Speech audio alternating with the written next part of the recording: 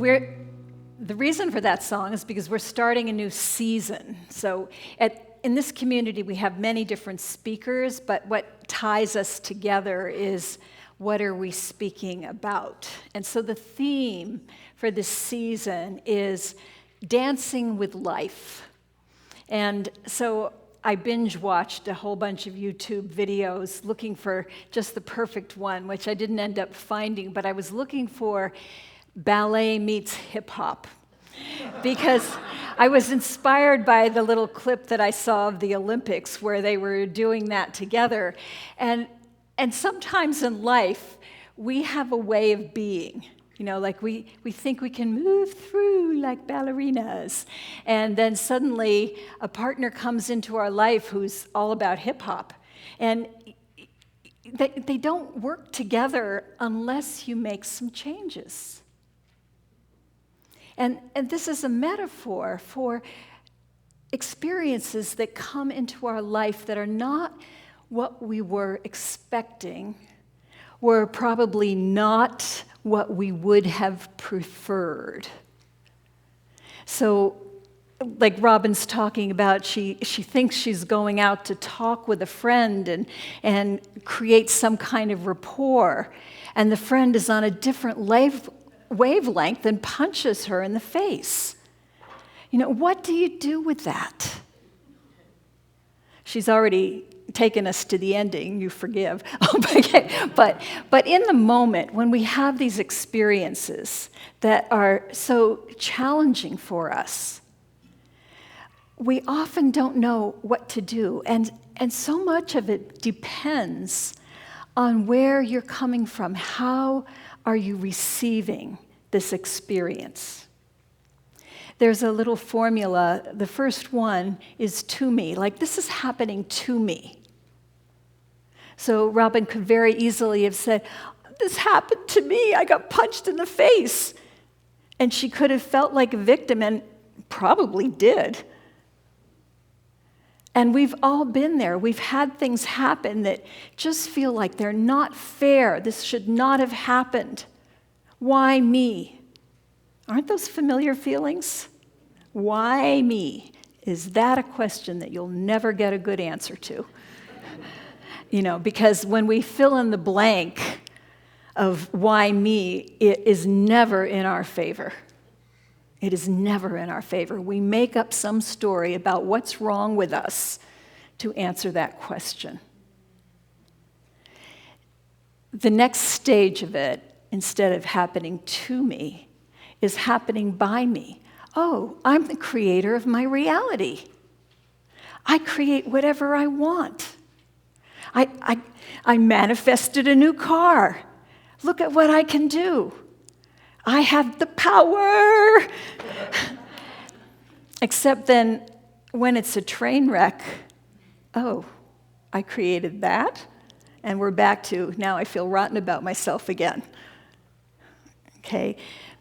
These are stages that we're moving through. And then there's a through me. My life is happening through me. The God of my understanding is moving through me and creating this. And we've all had the experience, haven't we, of sometimes, something comes out of your mouth and it's like, ooh. That was, I didn't even know I knew that. Where did that come from? That it was just what that person needed to hear. And we feel like there's a greater power than us, and it's moving through us. And then the fourth stage is as me. This is happening as me. I am the divine that is moving through life, creating things.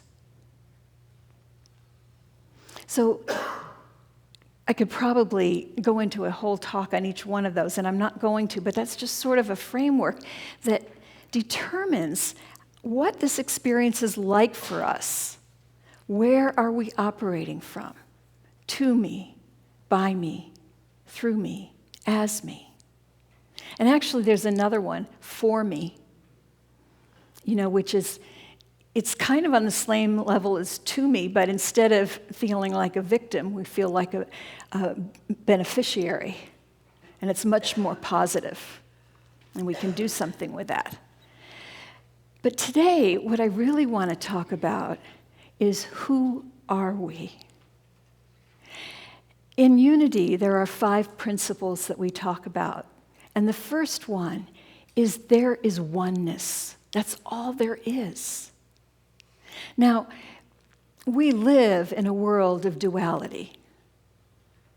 And so we look around, it looks like there's all these individual people here. And there are, on the plane of duality.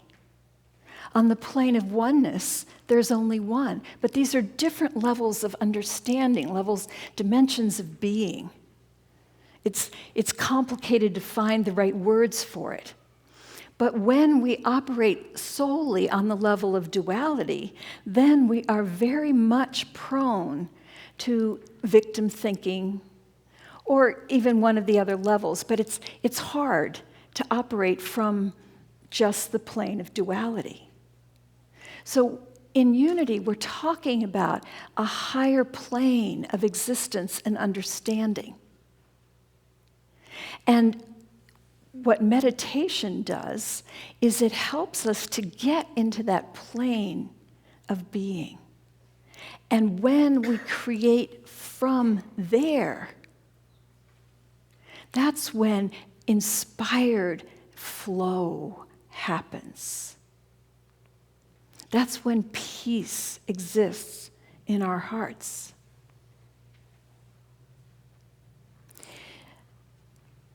God is a tricky, sticky word because a lot of people have religious trauma.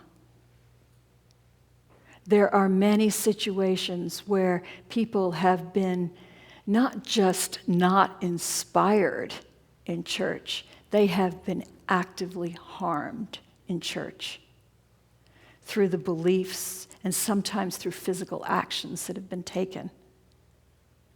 And so when that kind of religious trauma happens, and it may have happened to you, but if it didn't happen to you, I know it has happened to other people in this room.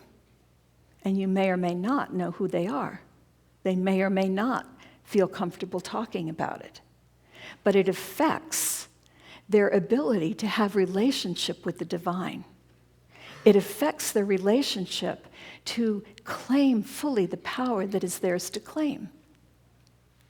And so I personally avoid using the word God because it's like God has suitcases and trunks, a lot of them, and they come along every time you use that word. And people are put off by it. I have trouble with the word personally, just because I am challenged to think of God separate from person. And when we think of God as person, then we've got all the problems of why did that person act that way? We start attributing, well, okay, these great things happen. I'm so blessed by God. God loves me. Jesus loves me, this I know, because the Bible tells me so. And it's like, okay, it's good. My life is working right now. But then something happens that we don't like, that's really, really hard. And how do we account for that? Well, did God do that? And what kind of God would do that? And then if you happen to crack open the Bible and you read it literally, there is just so much evidence that God really needs to go to anger management school. And it's not something that inspires and comforts. You can cherry pick the Bible, and you can find things that really inspire and make you feel good. But the Bible is an amazing book, but you have to understand how to read it, and literally is not the way to do it. But that concept that these things happen, and even in the Bible, there's struggle in writings that are all about struggling. Why are things happening? Why are bad things happening to me? And some in the Bible conclude it's like, well, because you're a sinner. Duh. And if you just get your life together and do it right, then God would bless you. But that isn't true. That's not how it works. And really, the main thing is it's not that God has a different rule. It's that God isn't a person. God is not a person. God is a principle. God is oneness. God is goodness. It's oneness that is a creative force, and all that is flows from that principle. It's a principle bigger than, but like, gravity. It doesn't matter what we think of gravity, whether we like it or we're mad at it. Gravity just is, and it works. Okay? The same thing. Oneness is, and it works. And we can plug into that power or not. And oneness means that there's only one. That's all there is. So then how do I say, well, yeah, but I'm not part of that, because that's too big, or I'm not worthy. I mean, if you even took a little bit of logic in school, you would know that that doesn't work. If there's only one, then we are it, because there's no other possibility. So if we are part of the one, then we have access to all that one is. Eric Butterworth, one of the big names in early Unity days, talks about a raisin in the bun. And people want to say, well, like, I'm in God the way a raisin is in a bun. And he's saying, no, it's not like that. Because a raisin is distinct from the bun. It makes the bun tastier. But think about that. How could we, as little raisins, contribute to the all and make it tastier, so to speak? That's not how it works.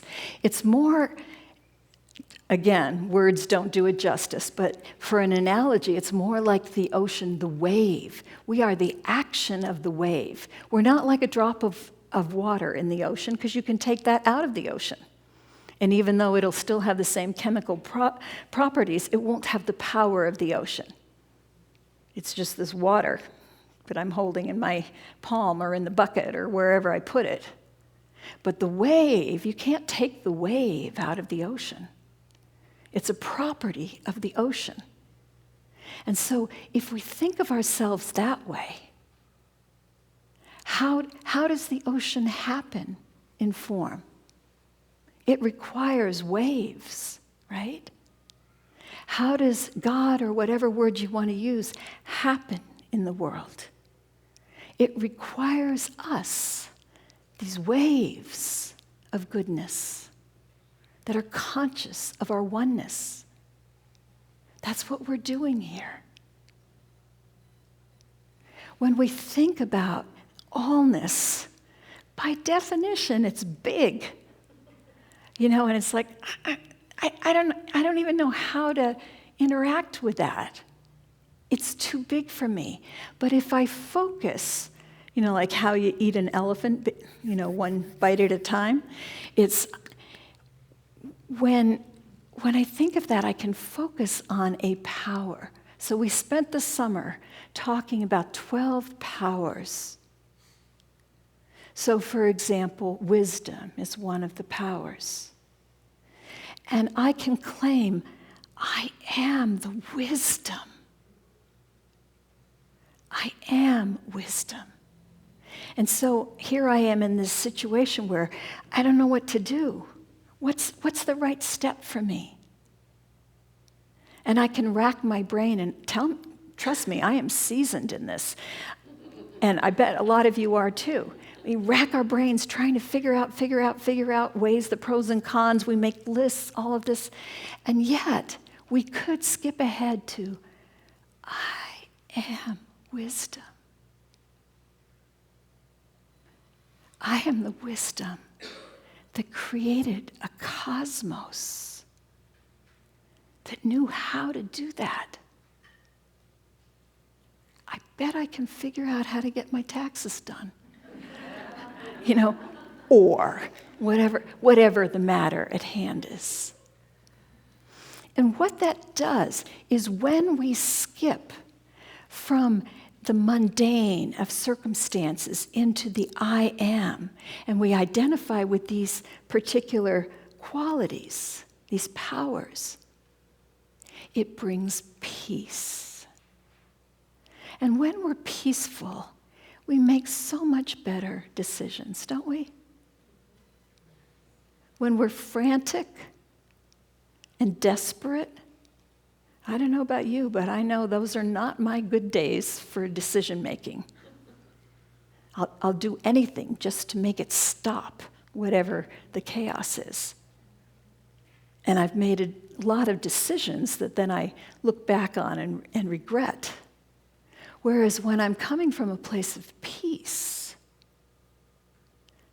I can hear the inner intuitions, that wisdom that is on tap all the time.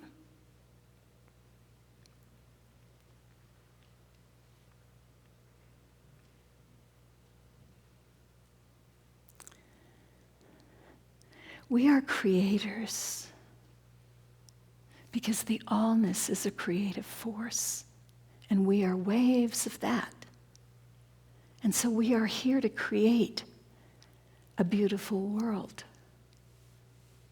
And we have the power to do that, even when it looks like we don't. Faith is one of those powers. If we claim faith, I believe in all that is. I believe in goodness. I have a friend who, actually, before I tell you this story, so part of this, when you think about the allness, there's what they call three omnis in unity. And these are qualities of the allness. One is omnipresence. That means it's everywhere, all the time. Not omnipresent, because that would be an adjective, a human quality. Omnipresence, it just is. This force is everywhere. So an example of this, I have a friend who's a professional photographer, and he went on a trip, I think, out to the Steens Mountains. He was, I think you could justifiably say, in the middle of nowhere.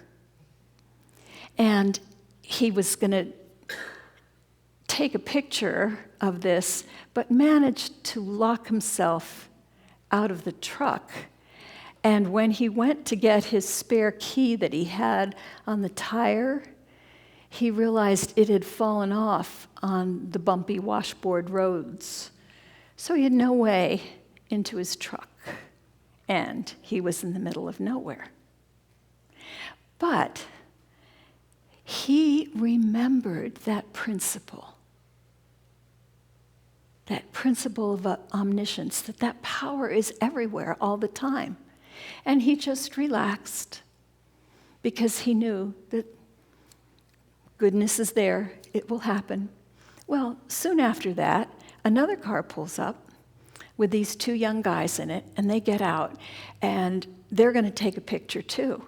And one of them says to him, "Hey, look at this cool thing I figured out. If you hold your phone up in front of your sunglasses, you get this filtered thing." And he's telling this professional photographer his jerry-rigged trick there. And my friend says, "Yeah, it's pretty cool." He said, "I've got a piece of equipment in my truck that will do that even better, and I'd lend it to you, but my truck is locked. And he says, oh, that's no problem. I've got a Slim Jim. and so they open it up, and he's in his truck in the middle of nowhere, because omnipresence is. There is nowhere we can be that power is not available to us. Omniscience is another one. It's a knowing. And there is no situation that comes up that knowing is not available to us.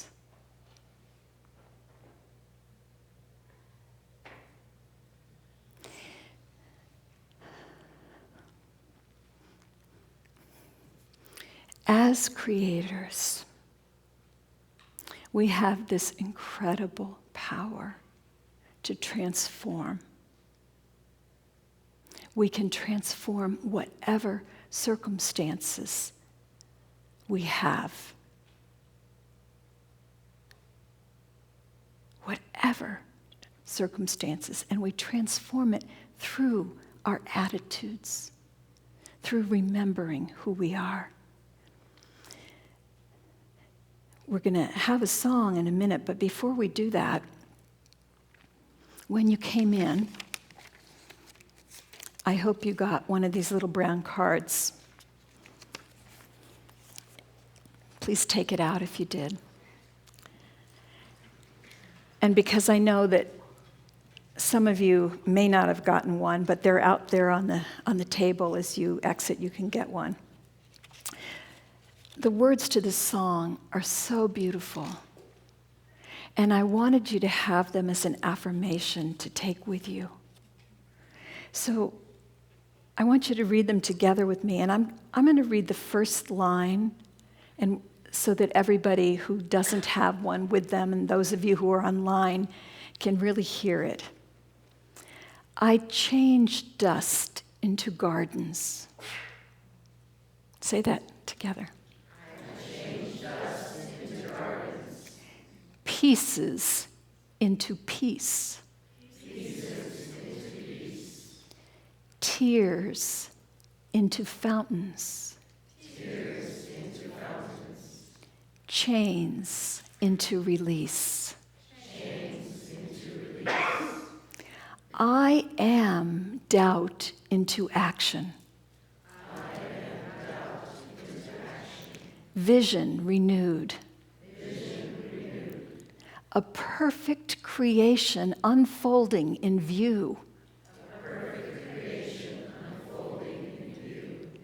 I hold all of heaven inside me. I am the light.